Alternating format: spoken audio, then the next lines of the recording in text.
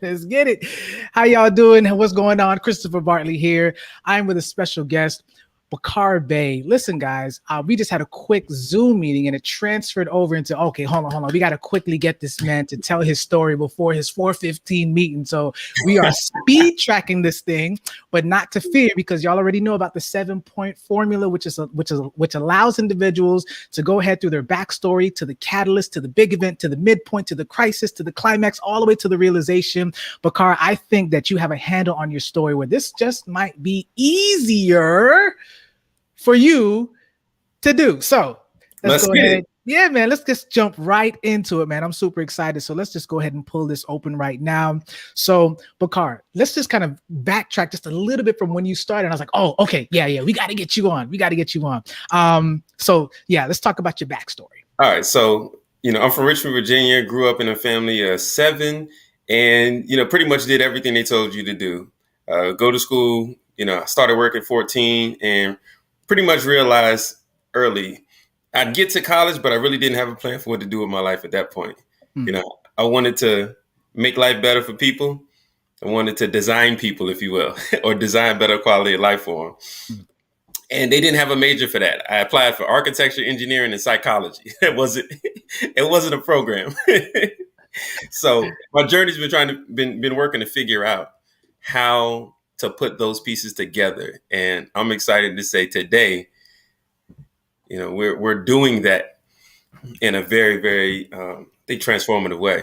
Good stuff. So it sounds as if what you just talked about is going to be over here in the realization piece. So now let's go ahead and work our way back so that we can get to your call to adventure or your catalyst. So born in Richmond, VA, what would you say for this particular story propels you to this call to adventure, which ends up in the conclusion of being where you are with the habit to greatness business right now? And for those of you that don't know, as a matter of fact, Bakar, what I'm going to do is I want to do you justice. Okay. I want to do you right. So what we're going to do is I'm just going to go ahead and take a look at your,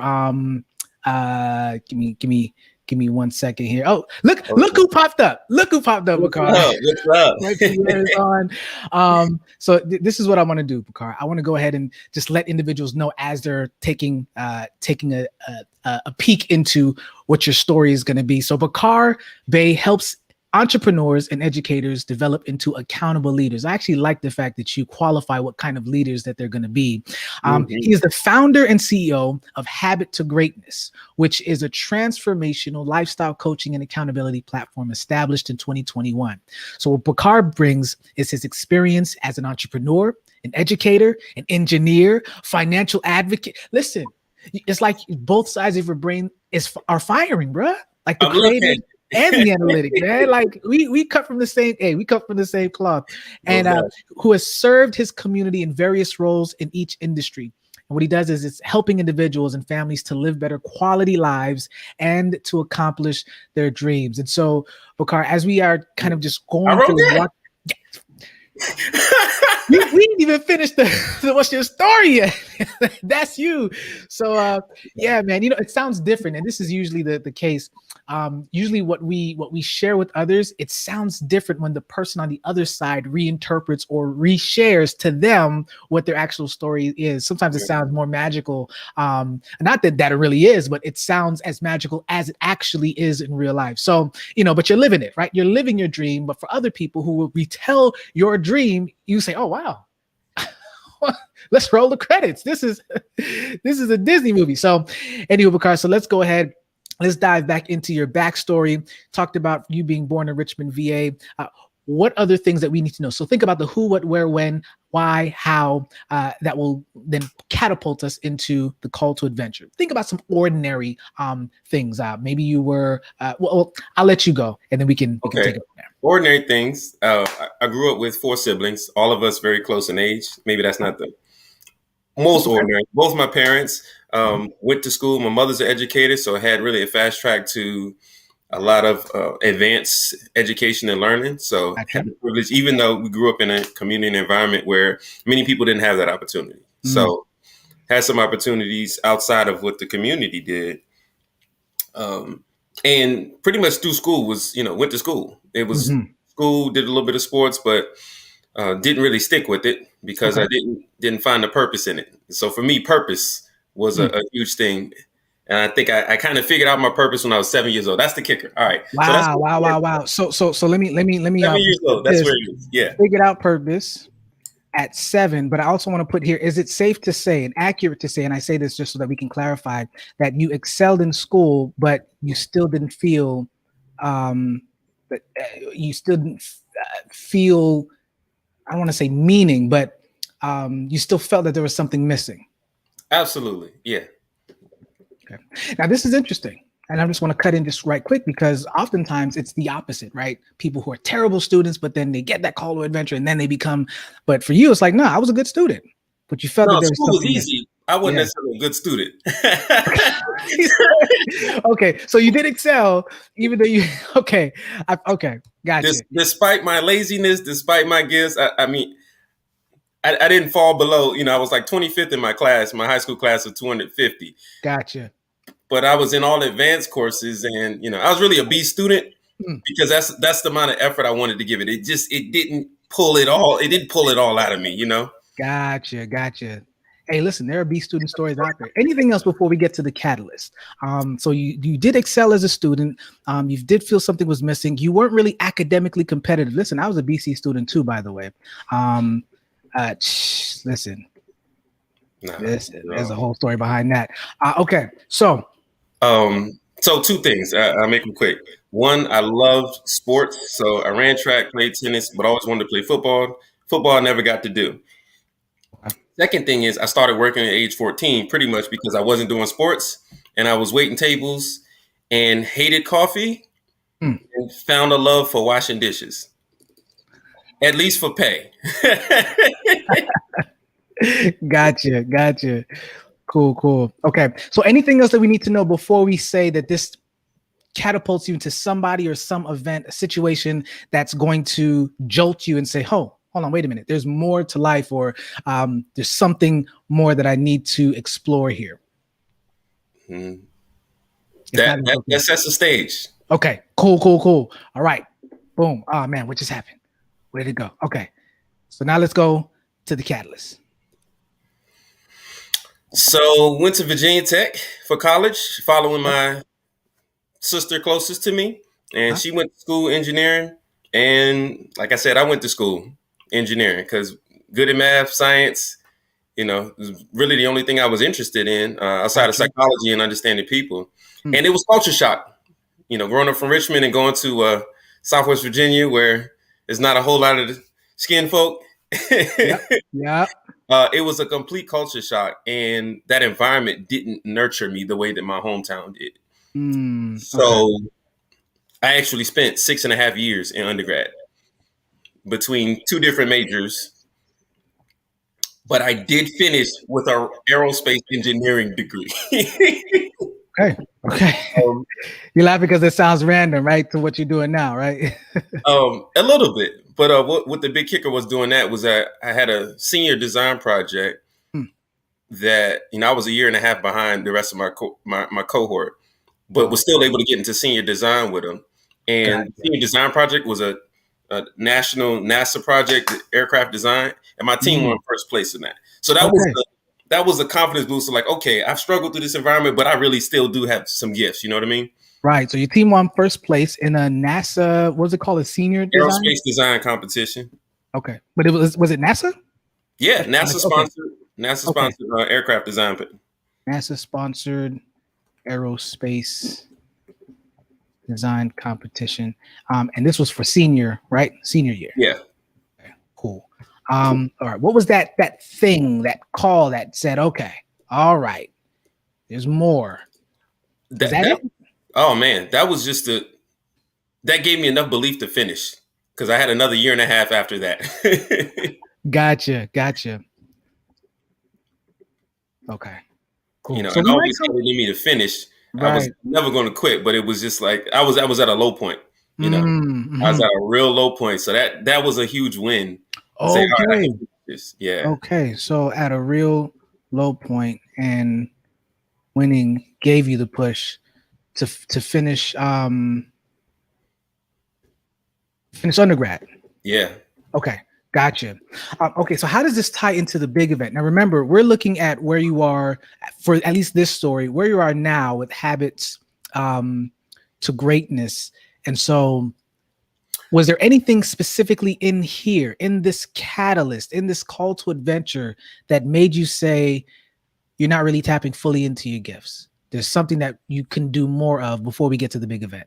Absolutely. Was that I graduated Mm. after the stock market crash, and I graduated in '09, Mm-hmm. and there wasn't any work out there for aerospace engineers. Yeah, So, yeah. for me to finish, hey, I did all this great, but it's like that Mm. Kanye song, like I've got these degrees Mm. and I don't know what to do with them. So, But that so was with the catalyst. It's like there's more okay, for me, but I didn't do that for me. I did that just to finish and say I got a degree. Now I can actually get into my life work.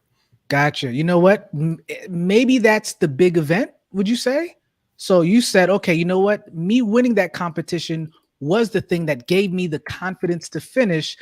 I'm going to go ahead. I'm going to start professionally, but then stock market crashes. And I'm asking because does that lead to something where you say, okay, I am deeply motivated, or I have to do something else. I have to cross the threshold. There's something more for me to do here, and I'm intrinsically pushing myself to do this thing. If not, that's okay. We can push Yeah, this back down to the catalyst. actually it is. I went back Okay. to grad school in order to study industrial systems engineering in order to Mm, better understand human factors, which is how to design for people. So that was really the push. Like, all right, this aerospace okay. degree is not serving me. Right. What skills do I need still in the engineering space that So I let can me make so let use? me pause. So let me pause here because that's good. So after graduation, um, you look for a job where you weren't able to find a job, right? So but you Oh no, found I had a 2.34 GPA. I wasn't. okay. But I listen, told you 2.5 years. I was not marketable as an you but you engineer. still were looking though, right? You still were looking. Sure. Yeah. Look for a job in in I actually aerospace. found work doing research on the university campus, which held me over while I was Gotcha. finding a way into grad school. Okay. So you look for a job in aerospace engineering, and just kind of tie in for me just a little bit how the stock market crashing uh, uh, impeded that progress, because you did mention your GPA was an There was that impediment, too. but There was that too. okay. But with the stock market crashing in '08 and '09, funding being funneled outside of the aerospace industry, Mm, there were not many that were hiring, especially subpar, mm, sub three engineers. And that was really because I didn't really apply myself into engineering. Like I started as a mechanical engineer and I right. pivoted because I fell below a 2.5 in Mm, mechanical. So aerospace just was the one place I could pivot where most of my credits transferred. So that's how I ended up right. in. It wasn't what I wanted to do or what I love to do. It's what I could finish with. That's the way I looked at it. Okay, gotcha. So I'm going to put here the 0809 stock market crashes and your GPA also impedes the ability to transition and secure a professional career. And in life just sounds so redundant. Okay, professional career. We might have to go after, behind the scenes. Maybe not. The whole goal is to try to get this all in live. But that could be let's roll with that as the big event. Oh Stock yeah. market and your GPA, because you're deeply motivated, or not motivated, but you were pushed to finish, and now that you're wanting to, something happens. It's almost like a mini crisis. So let's talk about the midpoint. Man, 407, time is flying. Oh, What it's good. after It's good. I this already pushes you contacted and pushed the appointment back. So we're gonna finish today. to okay.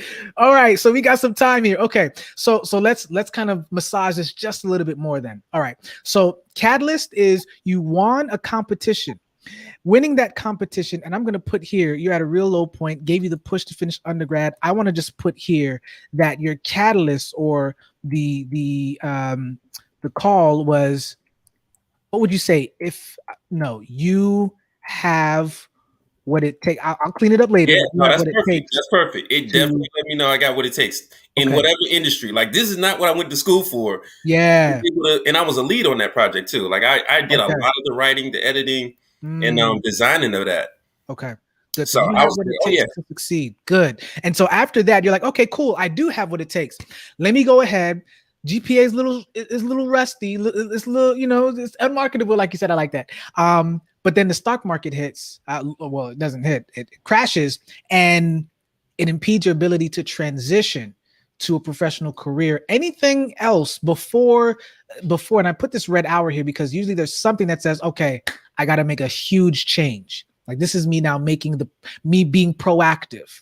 Technically, you winning the competition was kind of proactive, but the thought was more so reactive. It's like, oh, wait a minute, I can do Oh this. no, it was not expected. It was a Right, surprise. right. It was a Yeah. surprise. And so the big event, once again, stock market. So what is it just before you say, okay, I'm going to do something. I'm going to do something that's going to just change everything so that I can be the person that I want to be. What would you put that as? I started looking for programs in engineering that fit what I believed I was capable of doing, and that's when I discovered like organizational psychology and human factors in industrial systems. I chose human factors because it was more an applied approach than a theoretical one. You gotta tell me those two again Okay, I because got I you. have a feeling that those are Org going to be psych, pivotal. organizational psychology, Okay, so org psych. because I wanted to create cultures. Like I wanted to impact cultures Okay. in businesses, and then human factors in engineering. So designing with people in mind. And as a UX designer, you can understand that. Yep. So coming across these two programs, Yeah. what happened? This is Um, like the aha moment just before your midpoint. aha moment was I was a 234 student, so I had to take some classes in order to raise that up, Mm. and ended up with a back door into my graduate program by being accepted into a engineering education PhD.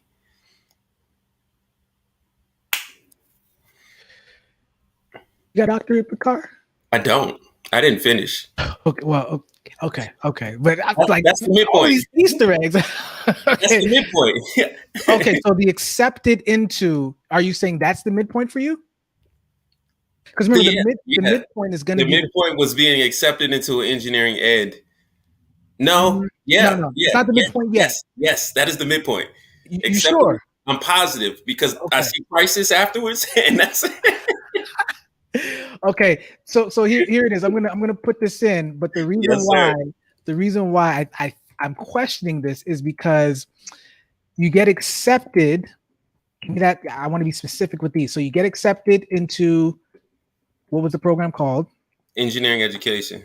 Okay, engineering education. Hmm. And the reason why I'm saying that is because I don't know what just happened here, but let's just roll with it. The reason why is because give me the deep motivation after your acceptance. So it That's was what one validation. Like I was trying to get into a master's and a PhD I'm, accepted me. So like the master ah, rejected. It was just one of those I'm better than what I'm shooting for sort of things. got you. Right? Similar to the engineering, like, oh, I can do this. But it was take some time, taking some classes and putting in work toward the master's program where I saw the invitation. And what really appealed to me with the engineering education program was, although the program's focus was on creating better education for engineers, Hmm. the focus to engineer better education for people is what really appealed to me. And that's where I was able to bring sort of the systems engineering to That's your the, midpoint. That right there, that is yeah, your being able to take the program but pull out from it that what you're like, okay, no, this is all good, but this right here, this is what I want. Not designing better engineers, but designing better or people. better yeah. It Yeah. was it got me into designing better people or better for people, right? Okay. So It so got let me me into the just put this. psychology piece of it. The education got me into the psychology piece. So as you see, there was Okay. the yeah. Okay, so let me see. How do we frame this? Okay. I'm so glad that you were able to get some time. So okay, you get accepted into the program. And it was a PhD program that accepted you instead. You're like, oh, yeah, that might be part of the big event, but we'll massage that because this is the piece right here. Your acceptance Um, Now the big event happened last year. I'm sure of that. I'm certain of that. COVID was the big event.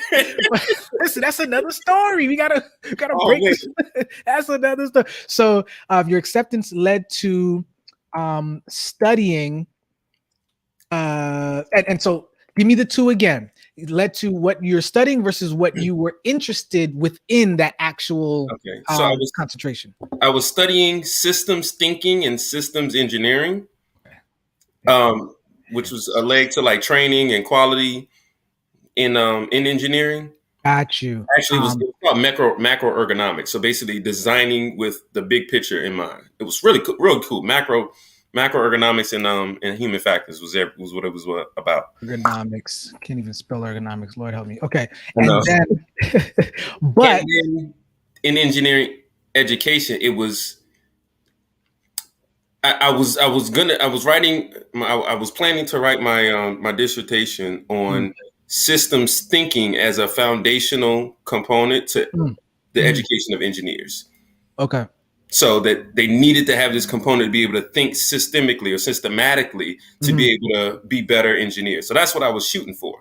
Okay. And Hold on, pause, pause, wait. Your brain is working fast, man. Now I see what it is when people talk to me and they're like, hold on, wait a minute. Hold on, wait.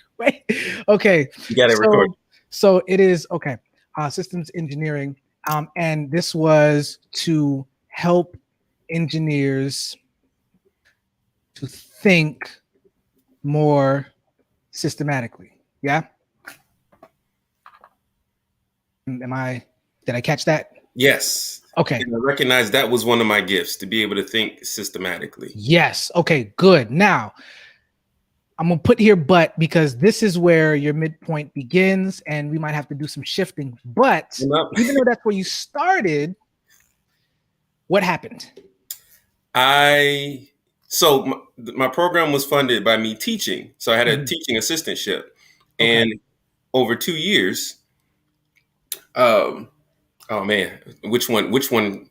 So let me help you out. I'm going to start with a prompt. But you shifted to so your acceptance led to studying systems thinking, systems engineering, but then you shifted to. So I'm going to help to kind of cut through some of that so that we can get to you started here, but you ended up here. And where did you end up? Because you said it already. I just wanted to get some more context from where you were so that we can see how it connects to what you're going to tell me right now. But you shifted to blank. From systems thinking to no. Say it again if you can.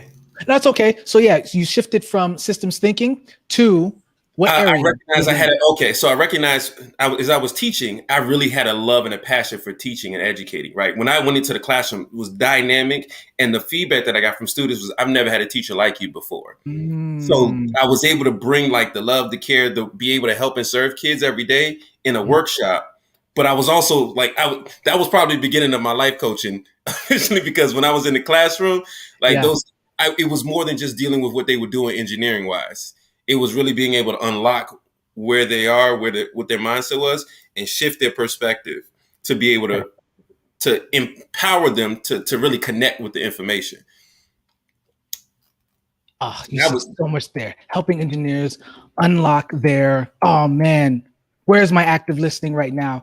Just so much unlock their, what would you say? What did you just say, Bakar? Unlock their belief in themselves. Belief in themselves. And you said something else too. Like shift their perspectives to see things in in different ways. So to empower them to really see themselves as engineers, given the skill set, right? Right. So I was sharing my gift with them every day, and I loved it. I love showing up. This is good. So this was during your teaching assistantship, right? Yep. So I'm teaching, and I'm also teaching full time. Well, not full time, but I'm teaching part time. I had like 2 or 3 workshops a week, and I'm also studying for my qualifying exams. So that's really that's what's coming into crisis. I'll just let you know. Okay, cool. So after you realize this passion for teaching during the assistantship, helping engineers unlock their belief in themselves, you're getting all of this feedback from the students that you're working with, that you're educating. What was the specific area, the topic that you shifted from? So systems thinking to what? You said it before. It wasn't. I'm looking here. It wasn't human fact. What part of it was it? Organizational psychology? Was that No, what it I was? went away from org psych and went into human factors, micro erg, and no, it was a shift really into systems thinking. So recognizing Okay. thinking, well, from there, but recognizing that I wanted to do foundational education.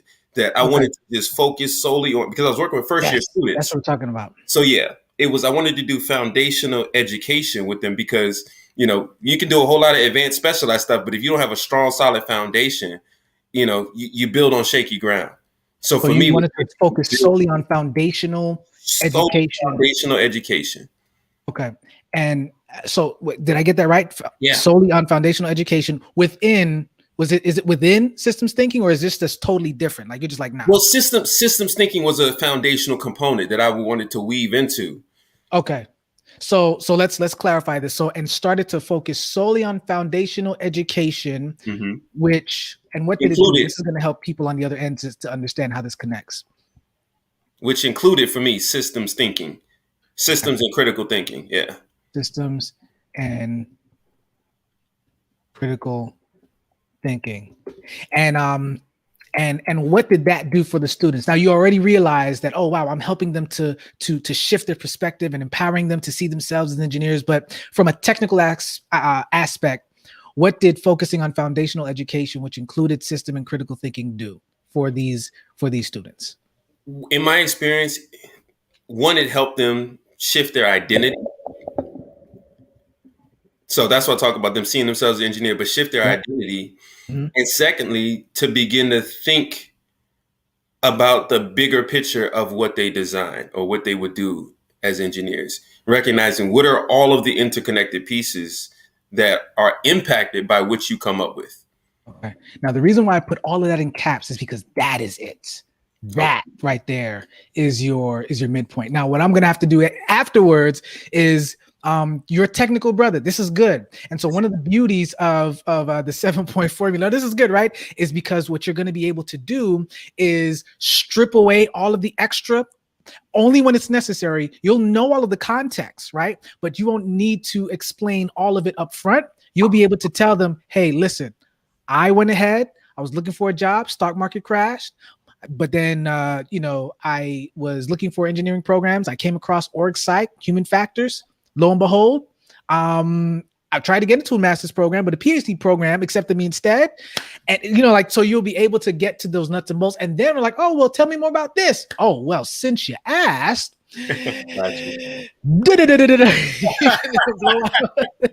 Right. Okay. So now let's get to the crisis. You then realize, okay, wow, I'm now helping individuals, engineers specifically, shift their, helping them to understand their identity, to think about the bigger picture about what they design as engineers. Crisis. And now going into the crisis, I'll add to the midpoint. Well, I don't want to add to it, but one of the things that I really begin to feel is I want to have a whole army of these people who are thinking like this on my side, right? I want to educate a whole army of these people who can do what I'm doing or do it with teaching, or to go out and think and take this and apply it to the world, right? So that actually comes up because that's what we're doing now. But I'm not going to jump. Okay, ahead. No, let's put that. So want to influence, inspire an army of these system thinkers to go out and wreak havoc or positive creation on the world, right? Yes. That's even a better way to put it. Okay, man, you're gonna put me to work on this one. I might not get this. You do that too. Okay, so this is good. Now what happens next? So in the PhD program, after the first year, there's a qualifying exam. So you got to pass certain tests. And this was a 10-day test. So I'm teaching at the same time. And also, and this is high level research stuff. I had to learn how to speed read just to keep up with the content that I had to. Mm-hmm. And there was a lot of information, a lot of anxiety. And a week before my qualifying exam, which started on the new year, and it was a 10-day test where I had to write 3 20-page papers. Yeah. Yeah. And apply all of the foundational, engineering education doctrine to be able to answer a couple of questions. A close friend of mine, same age as my younger brother, 25 years old, on Christmas Day, whose birthday is the day after mine, was shot and killed in his front yard. Wow. Wow. Wow. Wow. Wow. Wow. Wow. Who And who was he to you? he was part of my community. He's like a brother. Okay. Literally grew up in the same neighborhoods, but he didn't have access to some of the same opportunities that me and my siblings had. But he was definitely like a brother to me. Mm, He was somebody that I cared for, and he just loved immensely. I love immensely. So mm, that event, like I said, a week before my qualifying exam, and I didn't know how to deal mm, with the tragedy. I didn't know how to deal with the trauma. I didn't know, and I didn't go home to the services. mm, mhm, Um, mm. and I didn't know who to reach out to either in my program. Yeah. I didn't know what to do in that situation. It was like Yeah. I have this big thing that I'm working toward, and I've been cramming and working and putting everything toward it, and then boom, didn't know how to respond. And man, that 10-day test almost killed me. Mm. I mean, Mhm, physically, I had to go to the hospital once because it mm. was just too much anxiety. I didn't know what to do with all of that energy. Like I'm Yeah. stressed about a test, and then I'm stressed about like the loss of this close friend and not being able to go home and and mourn and to just take that in. Yeah. And he was, he was in and out of like juvie and prison, but he had been out 6 months, but gotten his life together, or was getting his life together. And like I said, I remember I kept the last message that he ever, left me, just a real positive message. I kept it on my phone for 8 years, just to as a reminder, Yeah. like to move forward. And Mm, needless to say, I failed that qualifying exam. I had mhm, an opportunity the following summer to take it again, and the anxiety of the moment hit me again. I failed mm, it again, and like I just quit 3 days in. It was like I don't have the energy. And by not qualifying, I knew that I would be kicked out of my PhD program. mm. So I lost my motivation in teaching because I was focusing on what's my next move from here. And then I lost my assistantship. So all of that, boom, boom, boom. And in a year, you know, now I'm out Wow. on my behind. And Wow. started working at Jimmy John's, Mhm. which I enjoyed actually. Yeah. Running around because it was a lot less than what I was doing at the time. It was an escape. I was running sandwiches, man. I'm telling you, it was freeing. I was working with great Hey, did people. you use systems? Yes. Yeah, Yes. you did. Yes, I did. Yeah, you did. They got a lovely system. Lovely system. And I was one of the best, man. You, Yeah. man, I mapped out all of Blacksburg. You know what I'm saying? Like I just Okay, man, this is good. I'm traffic wondering if I should patterns, even I had put all of that. You know what I'm yeah, saying? I'm wondering if I should put this into the climax part that you started working at Jimmy John's and Oh no. applied No, no, systems. no. No, this is still part of the crisis. Okay. This is still Okay. part of the It's still crisis. part of the crisis. Okay. Mercy. Okay. So started working at Jimmy John's and yeah, applied What comes systems. after the climax? I'm curious. The climax is conclusion, your realization. Oh man, well then there's a whole lot of crisis to go. So, Listen, hey, listen, Bakar. we, we, how many, I give you okay, the quick version. I give you the quick version. okay, All right. So I'm working at Jimmy John's. all I right, find a way back into school. okay. All right, working with an education professor.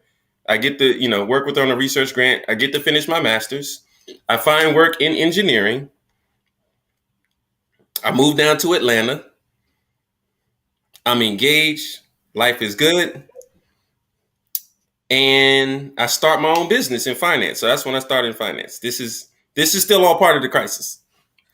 Hey, So start the business, and but then my fiance leaves me, mercy. and by the end of the year, I get fired from my job, and all I have left is my business in a whole new city.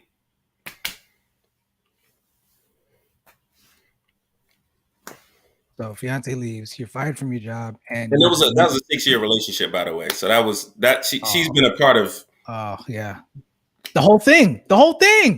pretty much after Yeah, since grad school. She had been a part of the whole thing. I resonate with that, by the way. Okay. Okay. He just stroking her. Leaves, fired from job. What else happened? Because you mentioned and uh, not left alone, but what's happening in ATL now at this time? I'm I'm trying to figure. Well, I'm looking to figure out how I'm gonna pay my last month's rent because I got a month left on the lease, and business was not cash flowing. Mm-hmm. You know, So I was you started your own business, and you were also right because you did yeah, find work and I in was also engineering. working full time. So I Right, started business full early time. in the year Let and me was put that. fired late in early October, Actually, full which time. was really a blessing. But And you really didn't seem like, yeah. oh no, I knew it at the. I But mean, you it took knew it me was a year. I okay. was like, oh, I'm free. Like I'm free, and it Ah, was I can't go back into bondage. I can't go back. got you. I have to make a way from here, and Right. it was just new territory. I have to make my way from here. So Yeah. I went back to delivering. So I, I found a pizza joint in Atlanta just to hold me over, Okay. and then shoot, during that time in Atlanta, I wrecked my car 4 times. Literally, I had an engineering job offer. I totaled my car the week I was supposed to go to the interview, and that same week or that same month, the pizza place closed down. Oh my God, dear. So, Engineering. and I was living with a couple of my coworkers in business because they were good people. They just happened to reach, and I didn't know them before I moved to Atlanta or started the business. They Did the just car crash or did it break down?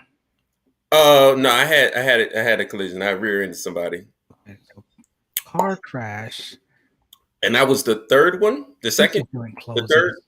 That was the third one since. Oh, because okay. So backstory. So my fiance left me, and I don't want to give too much, but Nah, I because hear you. Yep. but the event was I totaled my car on the way to her graduation, and at the graduation is when it ended. So just a little context for like how there was this whole crisis Yeah. from Okay. I'm gonna put here crisis one, have mercy. Then crisis two. So how would you break these down? Because I'm putting here stressed out about the test that would change the rest of your life, and you're stressed stressed out about the friend who lost the rest of his life. That's crisis one because yeah. failing the exam. Jimmy John's isn't a crisis as much as it's kind of like, okay, you know what, you're pulling yourself up, although it can be very depressing knowing Well, that. financially, I was going into debt, so Okay. that's Okay. Let's put a pin in that right quick though, because I'm looking at finishing your master's, you find work, you move to ATL, start your like things are going up, yeah, right? things were going And up. and then I think this would be crisis number two. Yeah, Dante that was leaves, the fired beginning from of the job. Yeah. Um, crisis number three is this right here. yeah. Oh my goodness. Any more Yeah. crises? Any more crises? Hey, by the way, Other than like wrecking my car and yeah. over and over again and struggling to figure out how to create a life from literally nothing. Like I Mhm. had nothing at that point. I had Mhm. nothing. It seems like after a while the crises just became normality. So we we gonna go to the we go to the climax because afterwards, and it's wow. This just okay. One day we're gonna talk about the hero's journey and talk about the recidivism of rock bottoms because man, there is definitely a tie-in with that. Okay, so this would be the third milestone crisis, right? Mm-hmm. Job interview, car crash, pizza joint closes. What now? The climax, remember now, is this final showdown. You have to make a decision. This Yeah, is the decision that's going to lead to either the conclusion or decisions that's going to bring you back to Richmond, Virginia. it is. It Okay. is the decision that brought me back to Richmond to where I am currently. Um, I literally where I was living, there was like nothing around. It wasn't like a metro. It was kind of not on the back roads, but just kind of in a um, an affluent neighborhood, right? Okay. But I found a Waffle House about 3.5 miles Mm-hmm.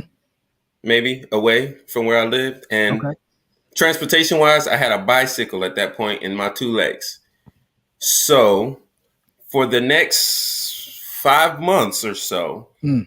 I walked and biked and worked with all of this. The aerospace engineer, man. Yeah. I Yeah. went, I worked wait tables at a Waffle House. I went back to what I knew, right, to generate cash. Also found another job teaching or tutoring at a mathematic. What is it called? Mathnasium, which Okay. kind of planted some seeds about what I could do as far as education.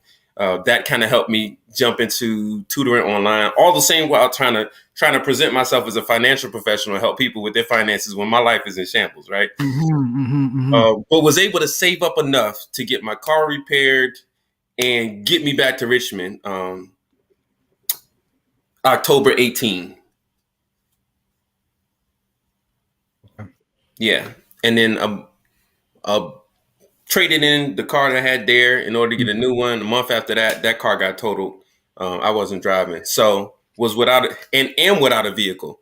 Right, Yeah. been without a vehicle since. You mean since like up till today, or? Yeah, until today. Yeah, Okay. Yeah, but car, I don't think you should buy another car, bro. I think cars I'm. are No, the next one's gonna be self driving. even then, I don't. The next one's gonna drive itself. I'm not even gonna. I'm not. I'm gonna sit in the passenger because I can do passenger. I ain't never had a problem Right, right. with passenger or with a passenger. Right? It's Sorry, just I get car sickness if I'm not driving. I don't know. Maybe that's like a me too. subconscious. Me Yeah, too. yeah. That's my If I'm not driving, like I think that's like fairy tale, right? You said the Dragon Slayer. subconsciously. If we're not in control, we get sick. Okay, so you Oh start man, waiting that's a tables. great point. Hey, That's a great listen, point. here. That's a great point. That's a great point because that's really what the journey's been about. It's Yeah. recognizing, man, all of these different. I relied on the job. I relied on the Mm. relationship. I relied on, I realized I wasn't doing those things for me. And so Yeah. this whole piece was like, all right, well, what am I going to do for me? What are my skills? And the last few years, it's been building up my skill set to figure out what am I good at? What can I do? And fortunately, had the family, the community, the background Mm. to be able to utilize the time, especially in COVID, right? So So it was, let's do this because you are hitting on the realization piece. Let's oh, let's okay. let's clean up. No, but that's good though because it's gonna give me some context to transition this over there. So climax. Remember the climax is there's a decision that you had to make. This right now is still sort of reactionary. This is still survival. You started waiting tables at Waffle House, tutored at Mathnasium. You're able to you're able to save up to get your car repaired. I don't even know if I should. Car was totaled. No, not this one. After I got back to it, the car got me back home, Okay. right? Where I Okay. had my support system. Okay. Which So it was making the decision to go back because I resisted that. Like when I mm, initially lost my job, I said I can't come back now. I don't have anything of value I feel yeah, like I can bring. man. Yeah. So that So next year was just figuring it out. right. Okay. So after you got back home, man, wow. What happens? What then becomes the final showdown of making the choice to be where you are now? What did you have to decide? So working in my financial business Mhm. was this going to be the vehicle to take me where I need to go? Okay, Right. pause. So you still had the financial business this I'm entire time. still I'm still I'm still presenting myself as a financial professional. Okay. So in the midst of I'm gonna put here crises and working other jobs. I'm still teaching other people how to save and grow their money and protect it and Right. learning that skill set for myself as well. Still running. And the choice or the climax um is the financial business going to be the The vehicle, right, which is I think has some irony. nope, yes, the vehicle. We're keeping that. To take me We're where this keeping where that. this dream is. Yeah, yeah. Vehicle, take the car. Um to, and please explain what was that dream? Oh man. it's what I began writing back in at the end of my graduate program, Mm-hmm. was to be able to free, heal, and change lives. Right. FHC is the name of the organization that's coming later. But to Okay. be able to free, heal, and change lives, free people from the bondage, the mindset, everything that keeps them stuck. Yeah, yeah, yeah, Heal yeah. them through the pain, the trauma, the tragedies, and recognizing those are the part of your story. Like, I love this hero's journey thing, because it's like those are the pieces that you have to heal and develop from. And Yes. change Mm. chemically, like Mm. to Mhm. create a change that you can't go back from, Yeah. that Yeah. that propels you into your greatest version of yourself, right? Oh man. Wow. Wow. That's Wow. that's Wow. that's the piece right there. The change is, it's not just any change. Like, change is Yes. inevitable, but Yes. to be able to change chemically, Yeah. so that you don't go back to the state that you were in. Yeah. That's deep. That's deep. I might have skipped something here because I'm putting here freeing, which is the bondage and the stuck mindset healing. It's probably the same, right? For the freeing part, I could be wrong, Mhm. but then change is chemically. So Well, okay. healing from the tragedy, the trauma of your circumstances, because there would, like, it took me 2 years to get over the death of my friend, and that's what carried through those other crises. Yeah. Until I finally forgave myself for making that decision. Yeah. You know, Yeah. not go Yeah. be with the family and community. I wasn't able to really take hold of some of the dreams and the things that I had in place. Man, I was still holding on to. Yeah. He Yeah. propelled me. It's like, man, I have to do this for you, because Mm. Okay, so I'm going to put here you made the decision. yeah, So you did make the decision to leverage the financial business to do that. no, Okay. Okay. So because remember the question was that was the question. is the financial business going to be the vehicle to take you to your dream of freeing and healing and changing lives? Yeah. The answer is no. So what did you do to then hit that realization piece? What So it was last year in 2020, beginning of the year, we had a Mhm. big conference, and the word that came out here was for me to be free. So for me, it was like, okay, how am I going to live and embody freedom? And I Mm. started off doing this in the financial business, and then COVID hit. Mm. And my gift had been in being in networking, being around people. Yeah. And I recognized, if I'm not able to really immerse myself in people, I'm losing a lot of the value that I bring to the industry. I'm also was Mm. struggling the whole time with me modeling. Like, I'm not making any more money than anybody that I'm out here. I'm out of alignment. And I felt that the whole time. I'm not a great model. And that's what it's always been. Not to go back to teaching, is I could model for those students what the future looked like Yeah. for them, but I wasn't living that. And so it was, and when COVID hit, making the decision to kill that business Mm. in order to be able to find what my true purpose is. Okay, so I'm gonna put wow. So chose to end. Is that I guess yeah, right? Dissolve, right? Chose Yeah. to I had to, like, it was, I dissolve. killed it. I had to, I said, I used kill for a reason. I had to kill myself in that business. And it was difficult, because I mean, great Yeah. connections, a lot of my personal development, that Mm. wasn't from before and doing on my own, came in this space where I learned about entrepreneurship. I Right. learned So about entrepreneurship in this your incubator. financial business, your professional relationship, like would you say you had to burn you didn't burn bridges though. I You don't burn bridges. okay, so but you I'm just still very much connected with okay. those. I had to kill. I had to blow up the vehicle. It wasn't. You had to blow up the car again. Okay, so you chose to kill the financial business. What do I put here? End financial relationships or professional, or what would that No, be? just to. Maybe you didn't do that, so maybe I'm misunderstanding because I'm thinking No, that when you I left. stopped. I stopped presenting myself as a financial professional. I gave up. Okay, I gotcha. gave up working in that business in order to find a business that would work for me. Okay, so you killed the financial business and your um financial for now, just for now, Yeah, identity identity. That's a good point. Yeah, um killed that identity. to start uh the new business that happens to greatness.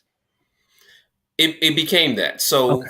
for me, it was recognizing, and it was really much thanks to the my mastermind group that you started last year, where Mm. I got clear on what are my gifts, what are my strengths, and it was, family, teaching, coaching, and trading. Like I learned trading in the industry, and I was like, that's the piece I could do. If I can multiply my money, this whole long game, like I can do now. You know what I mean? There's bigger and better in the market, and I want to be able to share those kind of opportunities with people. So teaching, coaching, trading, and being a family person. You know, I see all of humanity as family. So me serving family through my gifts, teaching, coaching, and trading. Okay, that's good. Good.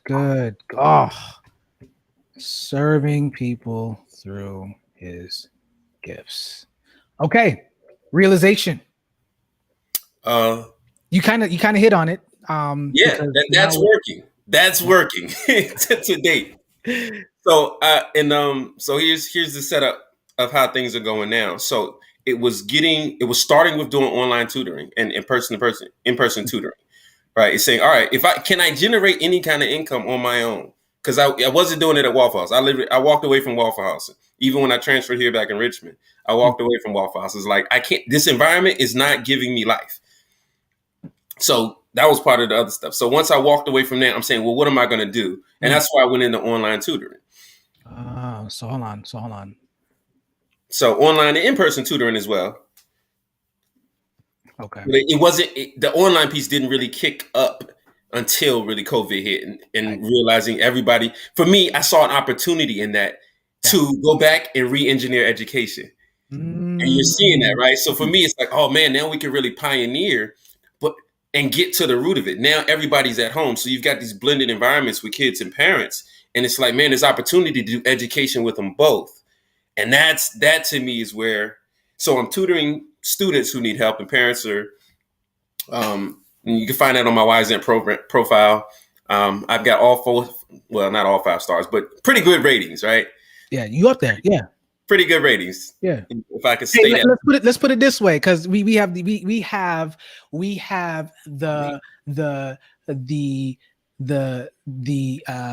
tendency to downplay ourselves. You ain't a B student no more. No, you ain't a B student in this capacity. Like this, all of that. It's coming together now. It ain't a 2.34. It's more like a 3.98. But we 4.5 now. You know what I'm saying? But you know what? I'm going to add that there, right? So I'm going to put here that that's right. So ratings. We 5-star. We 5-star on that.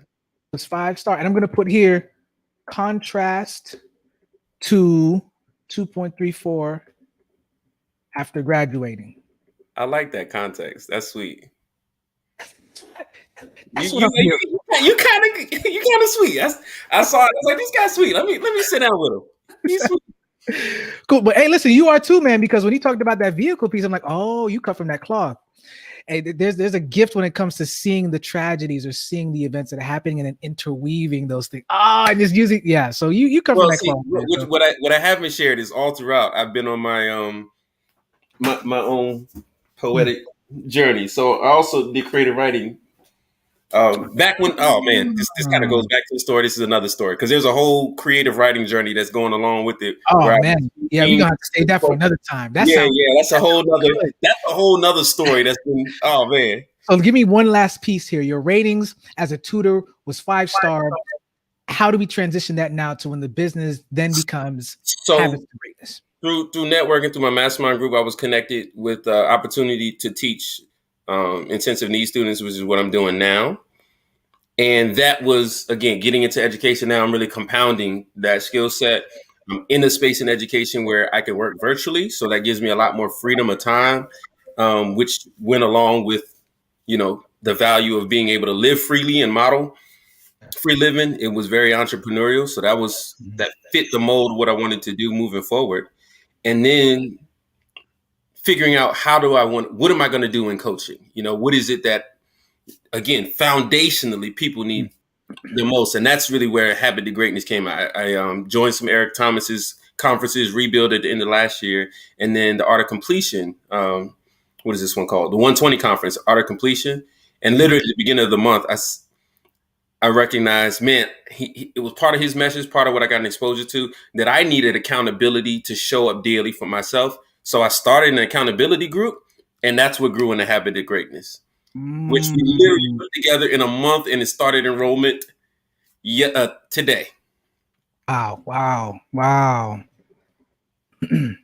um, used the accountability system to.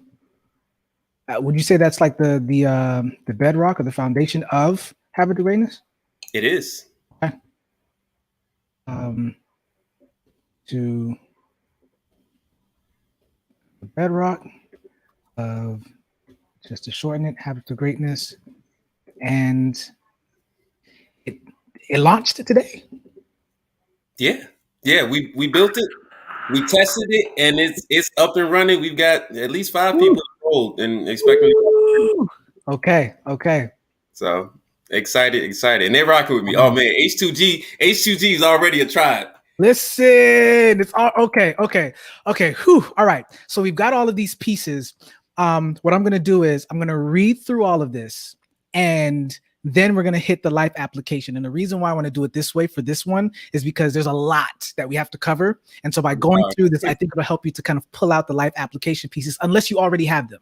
If you got them, let's roll with it. I'm coaching, so you let me know. So now remember, don't just pull out the principles from this specific story. All right. So I will. Okay, cool. All right. I'll go back to the beginning. Okay. You know I what? knew who I wanted to become at 7. Okay. All right. Let me paste this in. I have no idea what just happened, but let me just go ahead. Zoom in there. Okay. All right. So first laugh, I learn your gift. Okay. At 7 years old, I was beating adults in chess. And because my parents helped me by putting, my spiritual word, my scripture in my hands, I read it and studied it to the point where I recognized, man, I'm a boy. I'm a boy, and I'm gonna have the experience of life as a man. But God is in all of us. So I need to get to know the other side extremely well. And that became the foundation for my value of family. So can I put here recognize and learn? Yeah. Okay. So recognize, learn your gift. All right. Principle number 2.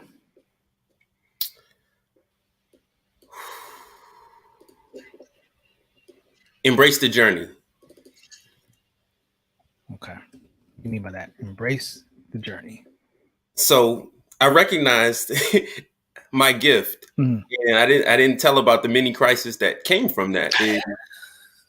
Right. That's nothing. So when I presented it, all right. So I presented it. I went home to my grandma at the school and said, "Grandma, I got 31 girlfriends." Because in my mind, in my innocence, I said, "Oh, I'm going to get to know all of them well in order to get closer to God." Like I was looking for the cheat code. Yeah. I was like, the solution is to get to God, right?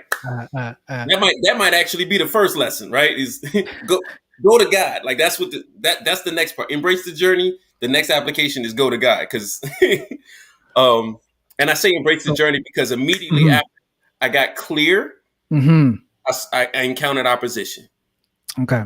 And so let's that is the journey. Let's see if we can kind of qualify what the journey is. I mean, this is good, but I don't know. I have a feeling that we should embrace the journey of what? Of becoming who you are. Yeah. Of becoming. Oh. Yeah. That's good. Okay, cool. The next one, you said go to God. How do we also break that down for people who may not necessarily be believers per se, but we understand that there is a transcendent being or designer that is greater than us? How would we translate that? I like how you said the designer. So it's recognizing that you were made with your gifts, going back to and the journey was designed for you to succeed. And maybe a lot of people miss that piece, is that your source of strength is in the one that created you for the journey that you are on. Believe you are designed. Yes. Divine Design was originally the name of the company I was going to. Yeah. You need to tap into your divine design. I love it. Believe you are designed to succeed. No, not even just don't even believe it. Know it. You got to know it. You got to believe it first. Yeah. But you do have to know it. You have to and know it. Okay. One argue that you can have a knowledge of it, but if you don't believe in it, would knowledge come before belief? Well, knowledge is being. So you believe it and then you become it. But if you don't believe it, you'll never become it. So you got to believe it before you know it. See, this is good because see, I always had them reversed. Like before belief is knowledge. Huh? Okay. Boom. I had the cheat codes, man. They put it in my hand as a child. No Number belief, four. no knowledge, right? I said, all right, that's what I'm gonna do. That's what it is. Number four. So after you believe and know that you are designed to succeed, what will be the now? We don't have to fill out all five. Oh no, But if no, you got more. we gonna get all five. I promise you. Let's get it. There will be challenges. So up to this point, it's been, hey man, I'm gifted. We're going on a journey. We're gonna succeed. Up obstacles, opposition, and the bigger the bigger your success, the greater the obstacles, the greater the challenges, right? Yeah. There's just so much to put down. I'm just gonna put expect challenges to be challenges. Expect challenges to I don't know to match the size of your dream or something like that. Okay.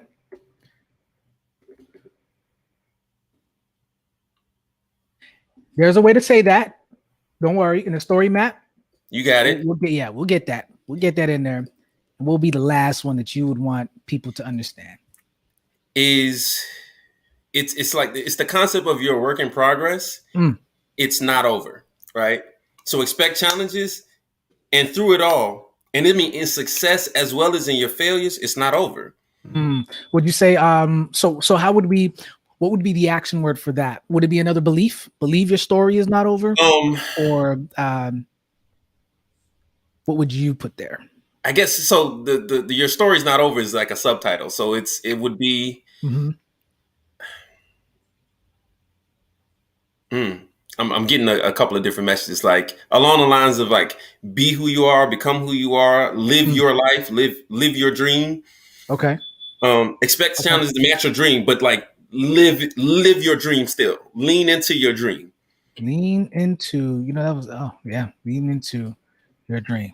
Okay. I like your story there too. Lean into your story. Your story's not over. That's the subheading.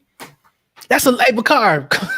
You gonna make this hard for me to do when this thing is over. Lean into your dream. The sequel is your story's not over. Because your story is not over. Okay. You'll make it work. You'll make it work. I'll make it work. Listen, ladies and gentlemen, if you're just tuning in, I just want you to know that you missed out on an amazing process that we did today. As a matter of fact, Bakar, I am so grateful for the fact that you decided to push back your meeting just so that we can get the rest of this in. We would not have gotten this in half an hour. So I thank you so much. We got a solid hour in, guys. So what we're going to do right now is we're going to go through his entire story arc, re-articulate his life application, and then we're going to drop the mic. So Bakar, this is your story. So you were born. Let me come back. Okay. This is Bakar's story, guys. Bakar was born in Richmond, Virginia.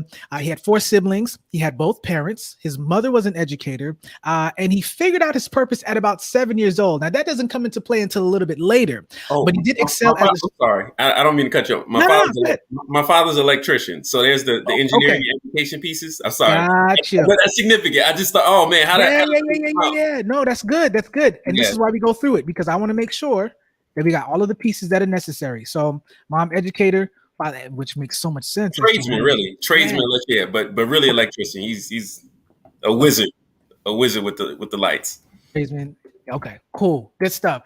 All right, guys. So we're gonna rewind. So we're diving into Bakar Bey's backstory first, but in his entire story arc, he was born in Richmond, Virginia. Grew up with 4 other siblings. He had a mom who was an educator, a father who was a tradesman. Particularly, he was a whiz as an electrician. figured out his purpose at the age of 7. He excelled as a student, but something was missing in all of that. Now, when I say excelled as a student, he was a B student. He wasn't necessarily academically competitive, but he was able to hold his own. He loved sports, which included running track, playing tennis. And he worked at the age of 14. He found a love for washing dishes. And as I'm thinking about this now, he probably found a systematic way to wash them dishes, which is going to lead us. It was a beast with it. Listen here. For some of us, washing dishes is therapeutic. Okay, well, we're not going. It was the system. It was definitely the system. Oh, say that again. It was definitely the system. Of course. So the catalyst of this whole thing is that he went to college. So he went to Virginia Tech, but it was a culture shock because of living in Southwest Virginia. And it took him 6.5 years to finish undergrad.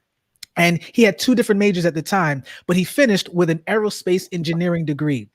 But here's where it gets interesting, because at this time, he's at a very low point, but his team won first place in a NASA-sponsored aerospace design competition during his senior year. And so this low point transitioned, which gave him the push to finish undergrad. The catalyst here is that he had what it takes to succeed. And so even though it was unexpected that they would win, the whole idea or the whole experience of winning is what pushed him. And can I add to that? It wasn't just winning, but it was rising to the top. Ooh, okay. So let me put that there.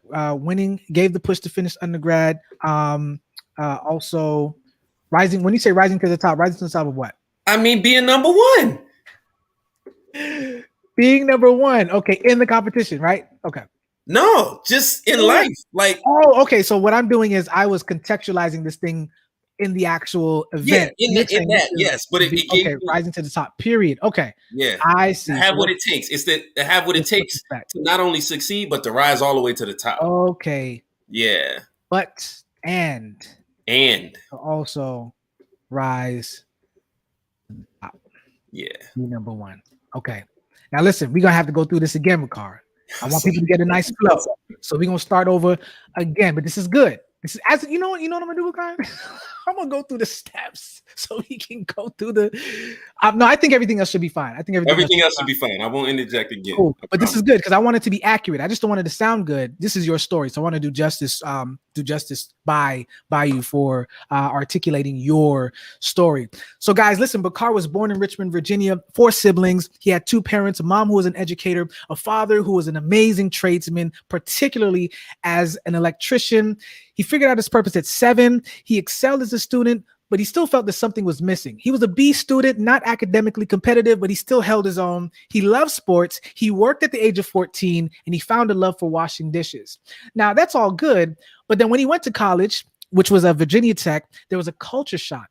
And I think that also compounded with this idea of it took him about 6.5 years in undergrad to finish undergrad. And he was completing, or he had 2 different majors at the time, but then he finished with an aerospace engineering degree. Here's where things started to shift, guys. His catalyst, the thing that kind of propelled him into this next phase of his mindset, really before the life started to shift, was that he won first place in a NASA, that's huge, in a NASA-sponsored aerospace design competition in his senior year. So at a low point, it was the winning that gave the push to finish undergrad. But not only that, he realized that he not only has what it takes to succeed, but to also rise to the top and be number 1. So winning this competition really propelled him now to say, okay, you know what? I'm going to graduate. I'm going to look for a job in aerospace engineering. I'm going to change my life. I'm going to look for a professional career in the degree that I just completed. But the 08-09 stock market happened. Stock market crashes. He realized that his GPA also was an impediment to his ability to transition and secure that professional career. And so he started looking for engineering programs in school, and he came across 2: organizational psychology and human factors in engineering. Now, when he got accepted into the engineering education program, it was because of this. Trying to get into the master's program, it was an actual PhD program that accepted him instead. And so acceptance led to studying systems thinking and systems engineering, also known as macro ergonomics. And what this is designed to do is to help engineers to think more systematically. But guys, listen up. He realized that when he was also a part of a teaching assistantship, that his passion for teaching during this assistantship was what really shined through. He was being able to help engineers unlock their belief in themselves and to shift their perspective, to empower them and to see themselves as engineers. But here's the clincher. He started to focus now solely on foundational education, which included system and critical thinking, which helped these engineering students shift their identity and to think about the bigger picture about what they design as engineers. So now what this really propelled him to do, the deep motivation here, guys, is he wanted to influence an army of these system thinkers to impact the world tremendously. Okay, so he's got his why. He's deeply motivated. But then crisis hits.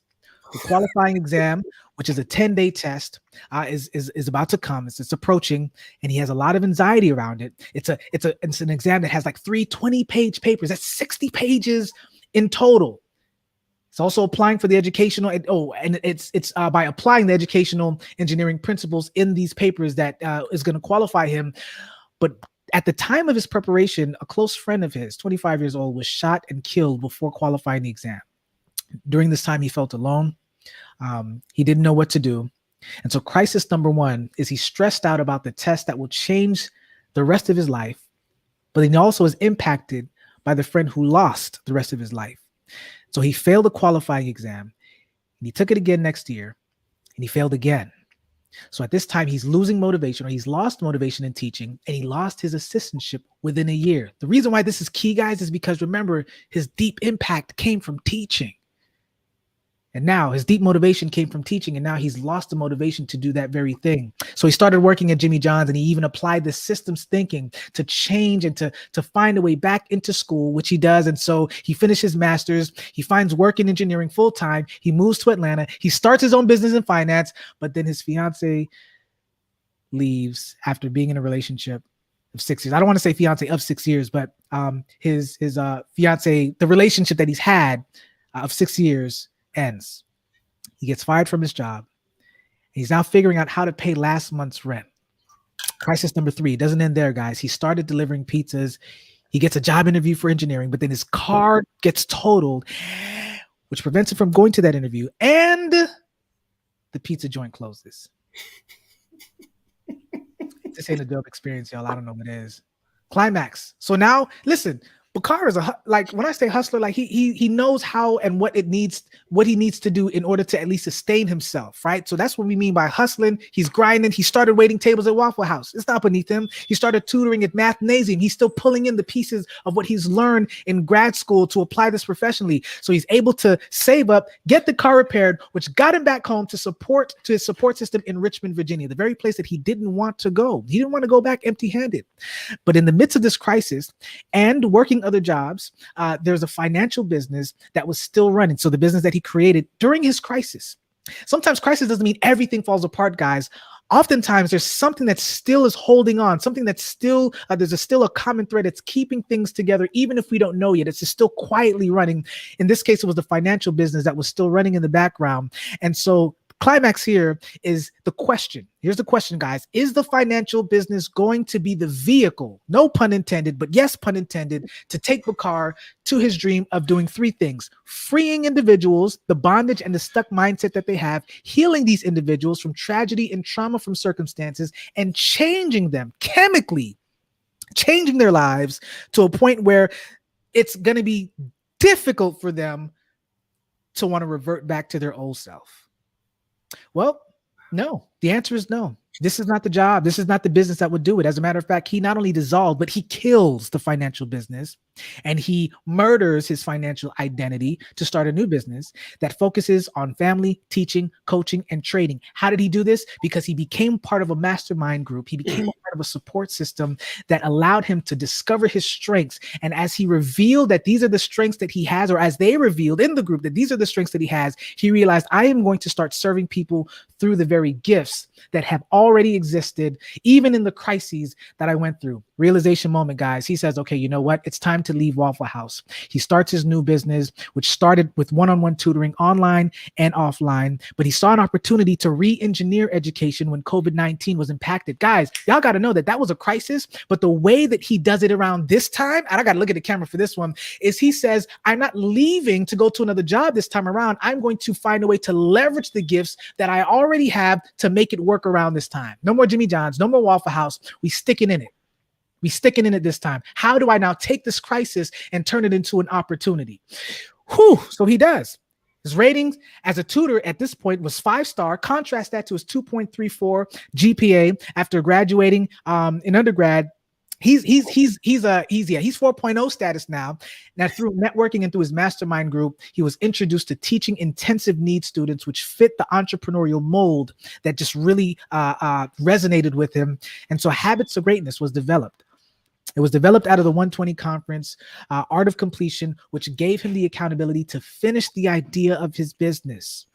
But not only did he do that, he uses this leverage again. Systems, guys. He uses the accountability system that was applied to him personally for his business to become the actual bedrock of H2G, Habits of Greatness.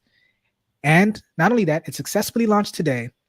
And at least 5 people are already enrolled. Listen, Bakar, I want to thank you so much, because with this entire story, people are like, man, that's so technical. What should I learn from this? Number 1, recognize and learn your gift. Number 2, embrace the journey of becoming. Number 3, believe and know that you are designed to succeed. There is a person that exists that has already reserved you for and will deliver. Yes. You to greatness. Come on. Great. Number 4, expect that the challenges that you have will match the size of your dream. Small dreams, small challenges. Big dreams, big challenges. Challenges. And last one, lean into your dream, because your story is not over. Bakar, wow. Listen, this is probably the longest, intricate story that I've ever crafted so far, and it was well worth the time. I want to thank you so much for just being patient with me and the courageous spirit that you had to be transparent. It took a lot of boldness just to share a lot of what you shared today, especially in the crisis and the climax pieces, man. Let the people know where they can find you. Now, I have here the link here, which is the Linktree /Bobe_world. But if there's any other places that, people can find you, let them know this is your time to shine, man. Shameless plug. I mean, we've been plugging things. So you can find me on you can find me on all platforms under Bakar Bey or Bakar O Bey. O's my middle initial. I'll talk about that another time. That's the next story. And you'll see links to my business, my coaching, as well as some of the inspirations, my book. That's the next story that we got to come back and tell. That's a shorter story. It's a lot shorter though. It's a lot shorter, I promise. Cool. And like I said, I'm on Facebook. I'm on Instagram under Bobe World, just like you see it there. Okay. Also, Habit to Greatness is on Bobe World. And listen, there's not a whole lot on these things because they literally are being crafted as we speak. Yeah. They are in the process. So that's all right. And that's like I said, Habit to Greatness, one word, number 2 in the middle. Okay, cool. And you know what I'm going to do? I'm going to actually when I finish the story map, it'll have all of that information there for everyone to tie into. Wow, Bakar, this was great. This really stretched me. It challenged me to not just listen more intently, but to make sure that I'm getting your story accurately. And now the beautiful work is to try to simplify it without losing the potency, the technicality of the story, but to simplify it for individuals to be able to look at this and to realize, wow, I have his story too. Yep. Yeah, I'm sure there's a lot of people in every piece of that story in different parts of the journey. I think and I appreciate it, man. This is good luck with that, because I'm still trying to figure out how to boil it down to less than that. Nothing else. I got the life applications. I'm gonna take that. I'm gonna snatch that if that's okay. When I'm done, I'm sending this to you. Like this is yours. I have no rights to this. I have no rights to your story. But listen, Bakar, thanks again, man. I really appreciate you. Hey, stay on afterwards, but I'm going to end this broadcast. For those of you that just joined, go ahead and watch this thing from the beginning. Bakar Bey, Habits of Greatness CEO and founder. He's doing amazing work when it comes to accountability leadership. Yeah, enjoy. I hope you did, because I did. This was fun. Man, I'm amped. All right, we out. I have no idea how to end this thing. We out. Hey, this is good. go check us out. H2G. Yep.